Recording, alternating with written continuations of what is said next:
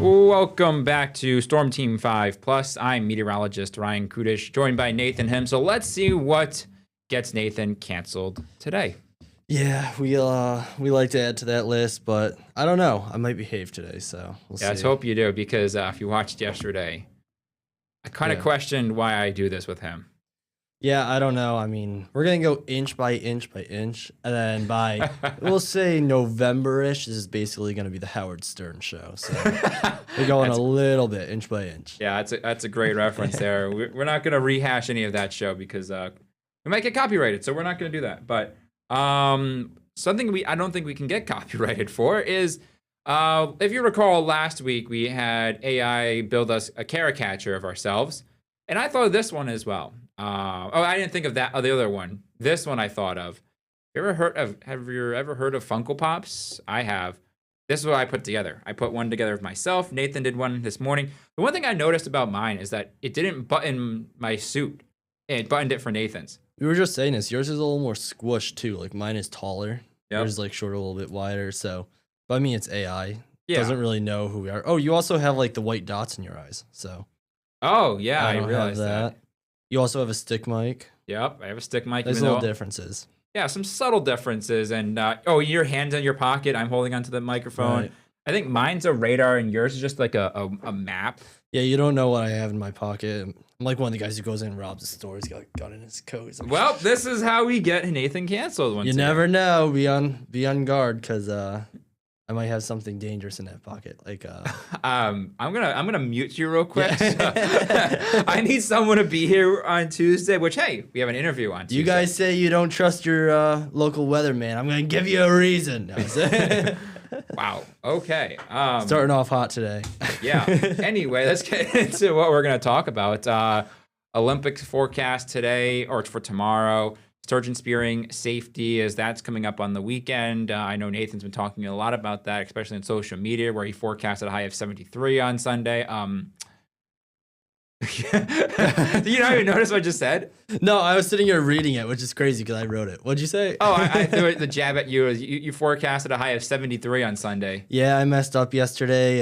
So we have a system in our graphics where you can manually input a temperature or go into what we had set, and it adjusts every graphic.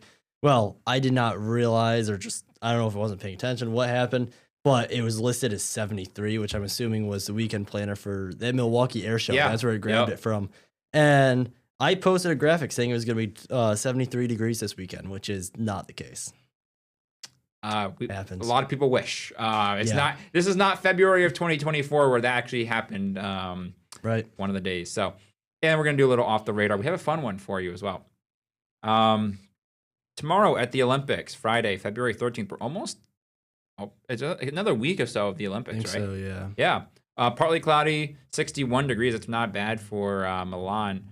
We got speed skating, snowboarding, figure skating, and biathlon as the top events. We were kind of mentioning it on our noon show kicker right at the end of the show. Jade has been talking literally about doing everything. She wants to do everything, and now it's archery today. So yeah. It's like we gotta coin this like for the rest of the Olympics. Jade's sport of the day. Right, exactly. And I gotta point this out because I noticed this, and now I can't unnotice it. Yep. The skating, okay, you have skiing. Everything ends with an ing. Yeah, like it's actively happening. Then the event is just called snowboard. That's the name of the event. Snowboard. I don't know. Why is it not snowboarding? Be you should look it up. Should I go to the Olympic board or whatever? Yeah, you should go to the IOC. Say, hey, can you change the name of this and just add ing at the end of snowboard? Yeah, you got to go have some beef with the IOC on that one. Real world problems we got here. Hey, modern problems require modern solutions. That's right. That's a big saying right there. But let's get right into that sturgeon spearing opening weekend, a big one on the Winnebago system. We might have some clouds around in the morning just due to some fog, but we should get into sunshine for the afternoon. We're waiting to see one of our other models that can go out that far. There's only one right now, and it says the fog will actually hang around all day. I don't know if that's going to be the case. I'm waiting for one more model to come in to see how long that fog will last. So I'll have an update on that coming up in Local 5 News at 4, and Nathan will have an update tomorrow when he's in. But either way, looks like a sunny afternoon at least. But the best day will certainly be Sunday. The reason why we care about how long the fog lasts this weekend is because we obviously have the Sturgeon Spearing opener, and when you go out on the ice, you want to make sure you see what's in front of you. You don't want to be completely blinded by the fog, which with how much moisture is going to be in the atmosphere, it could be pretty dense. We're looking at maybe an under a mile visibility. So you really want to make sure you are paying attention if you're going out on the ice on Saturday. And Nathan, did you update these at all? Or are these these are from yesterday. There wasn't many updates, so they're pretty current. But we see some really high ones like Lake Winnebago at 23 inches, Lake Poygan at 19. That's the big ones for Sturgeon Spearing. But like going back to the fog thing, it really becomes a little bit dangerous, especially if you're heading out in the morning, because we had that long, deep freeze. Now that causes pressure ridgings where sometimes that ice might not be completely level. And you hit one of those with a snowmobile or something, it can get pretty dangerous. So if we do have that fog, and it looks like we are going to, then you're going to want to take it a little bit slower on the machines in the morning. Absolutely. Do you plan to head out there and take a look? Because I know this is your first winter and your first run of Sturgeon Spearing here in Wisconsin. So you're going to go out there and take a little look? Yeah, I work on Saturday, so I probably won't be fishing on Saturday morning. You sure about that? Come on, you can do it. I could. I think I'm just going to go out, maybe bring the camera and try and get some footage and stuff. Maybe run a Sustainably Speaking story on something related to this. So Sunday I plan on fishing, though. Sunday and Monday. I mean, it's going to be nice, so going to make the most of it. Yeah, Sunday's going to be gorgeous, Drop some lines in the water. But before we wrap up our thing on ice thickness, we just want to give you an update on that. 2 inches or less, it's pretty unsafe. Your safe spot is 4 inches of good ice. Snowmobiles and ATVs between 5 and 6 inches of ice. Cars and small trucks 8 to 12, and then medium-sized trucks 12 to 15. Oh, let me go back to that. I've also seen the graphic. As you know, I've been grinding through ice pilots right now. I saw they took this graphic and made it bigger and said, an airplane can fly to land on ice. I've seen them like joking ones too, where people put like T-Rex, and it's like some obnoxious amount, or it's like Bronchosaurus, just something random like a dinosaur. That's pretty funny. I like those. But yeah, like Nathan's kind of going through, if it's white or pretty kind of murky, that's pretty weak. You want hard black ice for anything with less air bubbles in it. Yeah, it's ideal. Yeah. Exactly what you want. And then, clear ice with no cloudiness is the strongest, kind of what we were going through. So let's hope for the best. Have a great Sturgeon Spearing this week. It's going to be, at least the weather's going to be pretty nice for the first half of it. The only concern I have is that we have to talk about some rain next week. Right. And that could certainly really impact things. And then also, we have Battle on Bago coming up next weekend. Yeah, that's next weekend. So, yeah, I mean, it probably won't affect it a whole ton, but it definitely does make it a little less tolerable, because sometimes you can end up walking through a bunch of slush and stuff on top of the ice. I've done that. It's not really fun to actually be walking through a layer of water on top of the ice, but you gotta do what you gotta do to get those lines in the water. So. You gotta do what you gotta do to get the number for the season. So take a live look. I forgot to change my camera, but this is Appleton. It's just been a beautiful day out there. It's nice and sunny. But also, the wind is really light. We're staying under 5 miles per hour today. Yesterday, it got a little blustery, especially for the morning. Today, yes, we're in the 20s and 30s. Still, someone would say it's cool outside, but at least it's not too bad. Not, the wind hitting you in the face. It's very pleasant. You have to be doing anything outdoors. We're actually pretty close to where we were yesterday. Some spots are a little above, others are a little below. But we should see high temperatures pretty much matching our highs from yesterday. Here's that wind. We're under 5 miles per hour in most locales. We had some mid and high level clouds drift through this morning. Now we are sunny. The only exception is I'm continuously seeing this. Models are going back and forth on putting any type of snow out there over the last few days. It looks like in some of these clouds that are cutting through central Wisconsin might be containing some flurries. Do I think we're seeing any actively falling snow, though? Probably not. But say in western Waushara, northern Marquette, maybe into central and southern Green Lake County, might be seeing a few flurries this afternoon. But either way, ton of sunshine across the board for much of the viewing area. Highs today near the water, upper 20s. Most of us in the low to mid 30s. Here's our hour-by-hour forecast. Actually, I'm going to go back to that really quickly, Nathan. Keep in mind where temperatures are at or above freezing this afternoon, because Yeah, it's a small window, but temperatures will likely be able to melt a little bit of snow tonight or this afternoon. Right. And so when we start to see a cool and quiet atmosphere, we can start to generate some fog as we start to get that moisture into the low levels. I'm not expecting widespread fog tomorrow morning, but there could be a few more patches than the last few nights, especially for, say, the Fox Valley and out into central Wisconsin. Most of us, though, will be pretty clear. Temperatures in the teens and 20s. Yeah, you can see where those 20s are from about Appleton to Fond du Lac over to Wapaka. That might be my sign that we could see some patchy fog, and it certainly could add a little bit of like hoarfrost on your car or something, maybe a little bit of slippery spots here and there. Right. Do I expect any big widespread issues? Potentially, probably not. But I think the worst of the fog will be on Saturday as we melt off a lot of that snow.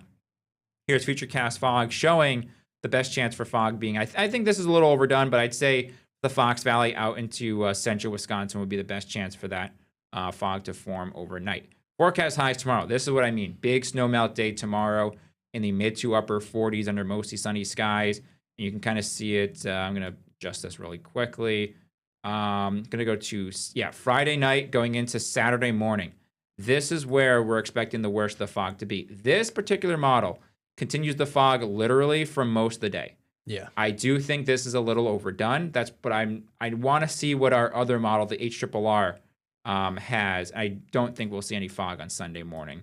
But I want to see what the other model has for how long the fog will linger on Saturday. I do think, though, our snow melt is done. Right. And we're just down to brown grass on Sunday. So I don't think we see much fog for Sunday morning. But look at these high temperatures. Still in the mid to upper 40s on Saturday after we get that fog out of here. Sunday, we're looking at mid to upper 40s. A few spots, especially west of the Fox Valley, could hit 50. And then take a look at Monday. Modeling has most of our locations in the lower to mid 50s with 40s for the Northwoods and the Northern Lakeshore.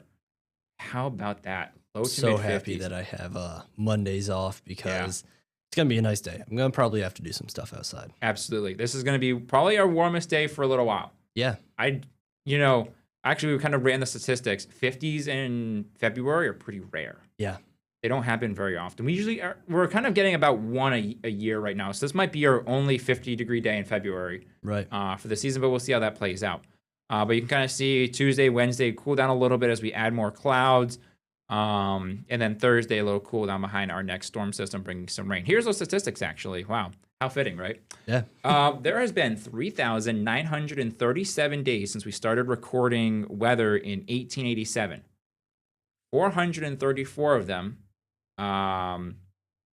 hit the 40s. So that means it occurs 11% of the time. Not super rare, but abnormally warm for this time of year. Yeah, doesn't happen every day, but more, I would throw it in the abnormally warm category. Right. 50s, though, I would not say extremely, but very rare. Look how funny that is. We've had 50-degree days in the month of February. Yeah. Coincidence? I think so. I think it's a complete coincidence. Yeah. Well, it looks like we'll break that up because we'll hit 51, obviously, on Monday. But that means it occurs only 1.3% of the time. That was pretty fun calculating this morning. Yeah, no, these are definitely good numbers to look at. Puts little things into perspective, and I always like that because it makes you appreciate those days a little bit more. You just gotta know that it's not gonna be every single day. Yeah. But here's our numbers recently, and actually, of those 50-degree days, 10 have occurred over the last 5 years. Yeah, it kind of helps that we saw 8 of them in 2024. Right. So what? So 10. I want to look at the whole month or the whole start of 2024 because it had to have been so warm. There's so much that happened to the start of that. It was actually more towards the end of the month. Were you here for 2024? Yeah. Oh, yeah. So I questioned where I moved. We hit those are the ones we hit 70. Right. But I just doing the quick math. That means 20% of our 50-degree days have occurred in the last 5 years. Yeah. It's pretty cool. But like I said, it also helps that 8 of them occurred in 2024. Well, those of you who keep saying you want it to get warmer, well, it's happening. So yeah, and our overnight low is gonna be pretty warm as well, especially next week. If you have to be up early, like I am up early on Wednesdays and Thursday mornings, That is going to be really nice. It not being brutally cold walking out of your house pretty early. In the 20s and 30s for overnight lows starting Saturday morning all the way through Thursday morning. Right. Yes, let's go. This is awesome. No complaints. As much as I'm always a part of Team Snow, right? I do enjoy this little break. Yes, once we get towards the end, I want more snow back in the forecast. But for now, this isn't too bad. No. This is long awaited. This is your false spring. I mean, we go through them every year. You know, you're going to get more than one, I'm sure. So it's finally here. And we finally put this one together. Nathan was doing this morning. Yeah, I saw this morning from a meteorologist, Sean Cable. And I don't know, they're a little bit fun. I've been waking up with a migraine the past couple days. So I was like, I'm going to take a look at this and kind of explain different things. I mean, mainly, a lot of this is general aches and arthritis, which a lot of people focus on. Sorry, I was not yawning at you. Yeah, that's just kind of that drop in air pressure. And I have like I looked into like what causes all these pains of pressure because it's kind of interesting to me. So with those general aches and arthritis, that drop in air pressure actually reduces the external air force within the body, and that causes your tissues, muscles, tendons to expand and actually aggravates inflamed joints. So kind of an interesting thing there. You see that a lot more with the elderly population. And that ties into people who have like fibromyalgia and stuff as well. Did they explain why? My mom will probably tell my brother that I talked about this on our CTV show later. But my brother, when he played baseball, he was a catcher, and you're always supposed to catch like this. Yep. He turned his glove and caught the ball with his thumb and broke it. And he always tells me that when it's cold outside, he starts to feel it get a little bit numb. Yeah. So that might be the reason why, because we get a lot of high pressure and cold.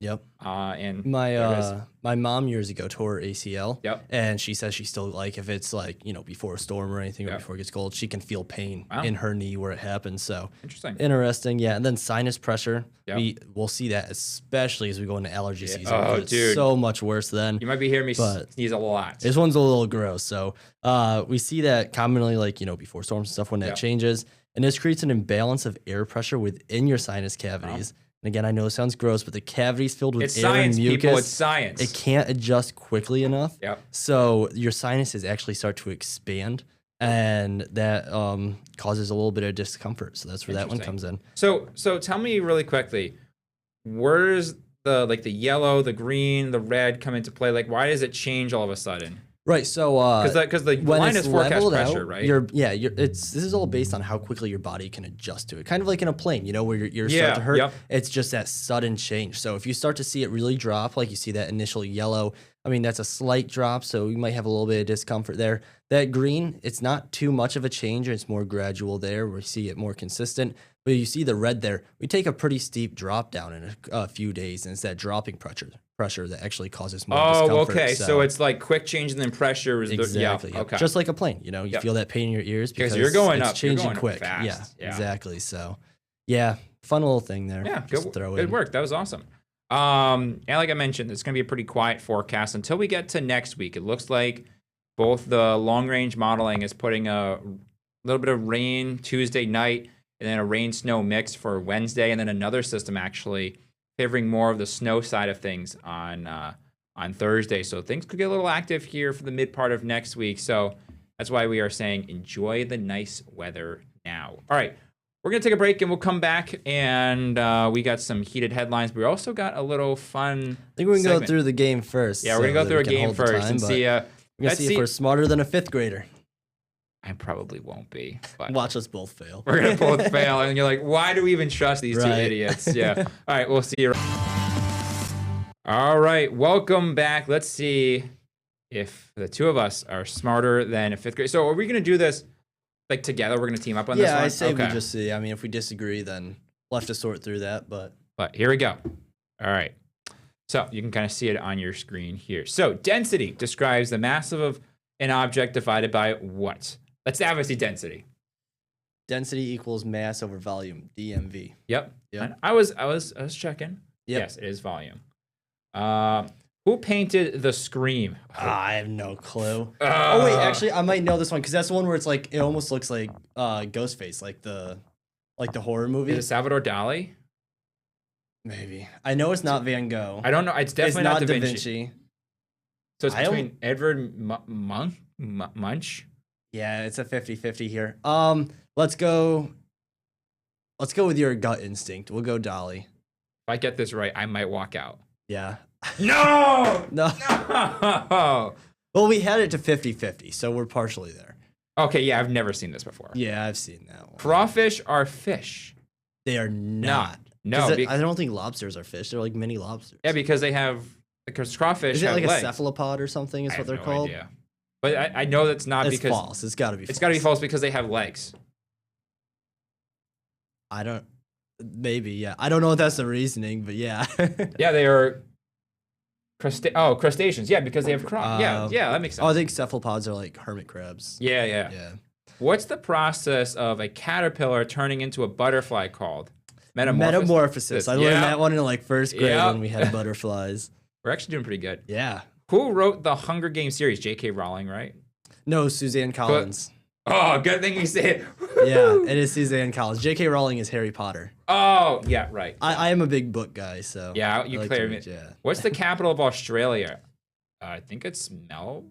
It's between Melbourne and Sydney. No, it's not I know Perth. Sydney is where they go in Finding Nemo. It's that is definitely where they go. It's between Sydney and Melbourne. Hmm. I think it's Sydney. I think Sydney too. Isn't that where they have the Opera House? That'd be a good capital. I mean, no. I'm from New York, where we have Albany as the capital. Yeah, right. So it might be the same thing. Do you want to just go with Sydney? I think Sydney's a solid choice because of Nemo.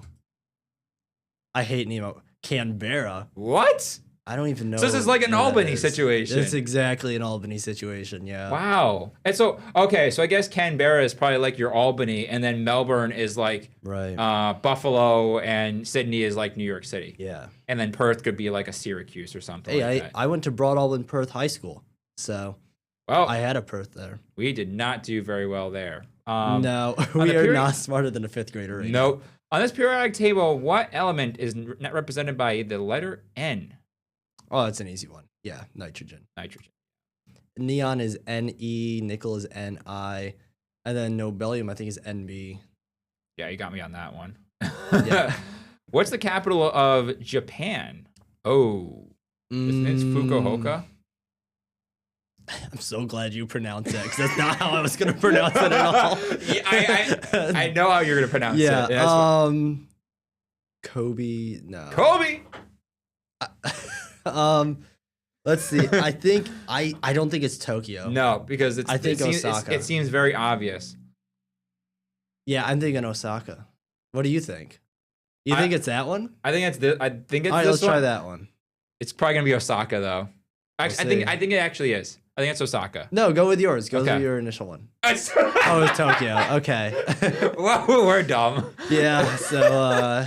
Yeah, we know weather, not Tokyo. That's like one of my dream places to go, though, is Tokyo. Yeah. I really want to go there. Pretty cool. Yeah. What planet is closest to the sun? Mercury? I think so. Jupiter is not. It's not Jupiter. It's definitely not Mars. It's definitely not Earth. I think it's Mercury. Yeah. Yeah. Proceed. Let's go. Look at us go. No, that's the wrong one. You hyped that up too much. You're like, let's go. Crickets. Alrighty. That was perfect. Oh, I think I know this one. It's gotta be Spanish, right? Definitely not. Wait. Yeah, because like Chinese has like so many. Like China has so many people. True, but Spanish is spoken in so many countries. Yeah, it's probably Spanish. Yeah, I'd say Spanish.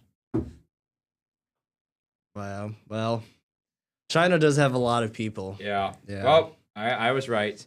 Who invented the telephone? Is that Thomas Edison? Or no, Alexander Graham Bell. Yeah, it's Alexander Graham Bell. If you say so, I don't know this one. Okay. Yeah, I knew that one.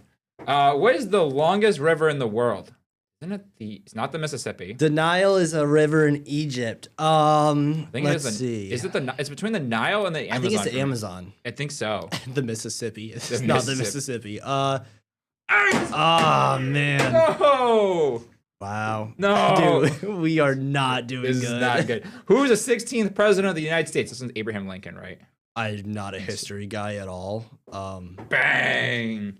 Yeah. Okay. I mean, hey, he doesn't even have his hat on in that photo. I feel like that's a Mandela effect thing where like everyone pictures him with a hat, but he probably didn't wear it that often. What planet is known for its rings? Jupiter. Yeah. This one. Oh, it's Saturn. Duh. Why did I agree with you on that? Why did I agree with you on that? I was just like, oh yeah, that's fine. Saturn's the single lady. That I should have known. I that am one. so mad I got that one back. Saturn's not a single lady. And finally, who was the first female pilot to fly solo across the United States or the Atlantic Ocean? I think it's Amelia. Yeah, it is. Have you ever seen the thing with We're a fourth grader. Yeah. Have you ever seen the thing where like Helen Keller flew a plane? No. We'll look into this after the show. There's this whole thing where she apparently flew a plane. I don't know too much on it, but wow, we got 9 out of 15. That is not good. No. Considering this is a quiz made for 5th graders. So what's it say? We're a 4th grader? Yeah. I'd take that. Bad voice grade. Okay, that's fine. We're only 1 grade level behind. Yeah. I feel like that's acceptable We're not in most bad. schools. We're just little incompetent. All I'm going to say is when I was in high school, like I had some classmates, and I don't know if it's just the United States schooling system or what we're blaming it on, but they should not have been, even close to a graduating level. That's fair. We all got those kids in our school. And it's okay. We always do. I mean, I hope they did something great after. Hope for the best. All right. I know most of them did. But. We need to take a break. We need to get our second break in there. Let's come back and maybe we'll get through a heated headline, or should we detail next week? Because we have a pretty busy week next week. Yeah, let's do a little bit of teasing in next week. So we have a fun interview coming up. Yeah, absolutely. So stay tuned. Storm Team 5 Plus will be back right after this 1-minute commercial break. Alrighty, welcome back to Storm Team 5 Plus. So we have about a minute left. Before we talk about next week, Nathan, I was telling you about the Daytona 500 this weekend. Do you got a winner who you think's going to win? Because I know Kyle Busch just took pole. So who do you got winning? I didn't check the poll. I'm behind. That's fine. I want Byron to go for the 3-peat. Okay. So that'd be kind of cool to see someone do a 3-peat. I don't know if it's been done before at Daytona. I don't think so. Not that I remember. I know my driver Logano, I think the last time he won in Daytona or the Daytona 500, I should say, was 2015. It's been a long time. So we'll have to have Indy do a poll if everyone here at the studio to see who they want to win. I'm a Jimmy Johnson guy. So yeah, he asked me yesterday, or Blake asked me yesterday for their show, and I went Byron, going for the 3-peat. So we have 20 seconds left. Who is going to be our guest on Tuesday? Yeah, we have John coming from Sunk Ice Dive and Rescue, and he's going to tell us a little bit about ice safety and kind of his process of pulling vehicles and stuff right out of the water. Sweet. Sounds good. Stay tuned, everybody. We'll see you back here next week.